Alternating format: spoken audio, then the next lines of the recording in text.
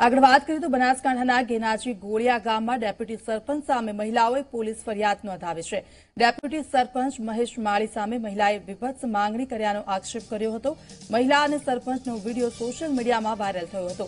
સમગ્ર મામલે મહિલાએ ડીસા પોલીસ સ્ટેશનમાં ફરિયાદ નોંધાવી હતી।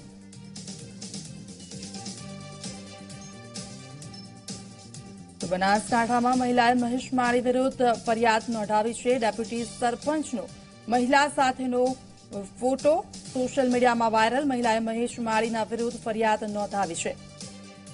તો મહિલા પાસે વિભત્સ માંગણી કર્યાનો આક્ષેપ ડેપ્યુટી સરપંચ પર લાગ્યો છે। જે રીતે ડેપ્યુટી સરપંચનો મહિલા સાથેનો ફોટો વાયરલ થયો છે, મહિલાએ મહેશ માળી વિરુદ્ધ ફરિયાદ નોંધાવી છે।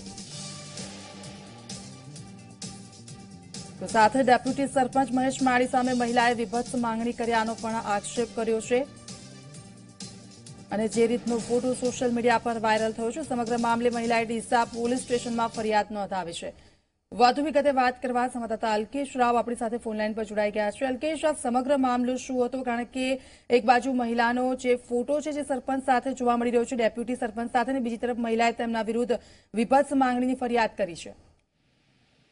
હજી ચોક્કસ દીક્ષિતા, ગેનાજી ગોળિયાના ડેપ્યુટી સરપંચ જે મહેશ માળી છે તે ભાજપમાં પણ મહત્વનો હોદ્દો ધરાવે છે અને ભાજપના અનેક મોટા નેતાઓ સાથે અવારનવાર તેઓ ફરતા હોય છે। ખાસ કરીને જે કોલેજ સુપરવાઇઝર તરીકે કામ કરતી એક યુવતીને મહેશ માળીએ પોતાની પ્રેમ જાળમાં ફસાવી હતી ને ત્યારબાદ તેને એકાંત સ્થળે લઈ જઈને તેને વિવિધ માગણીઓ કરી હતી। જો કે યુવતીનું કહેવું છે કે મહેશ માળીએ તેને ખોટી રીતે વિવિધ માગણી કરી હતી અને તેને પ્રેમ જાળમાં ફસાવવાની કોશિશ કરી હતી।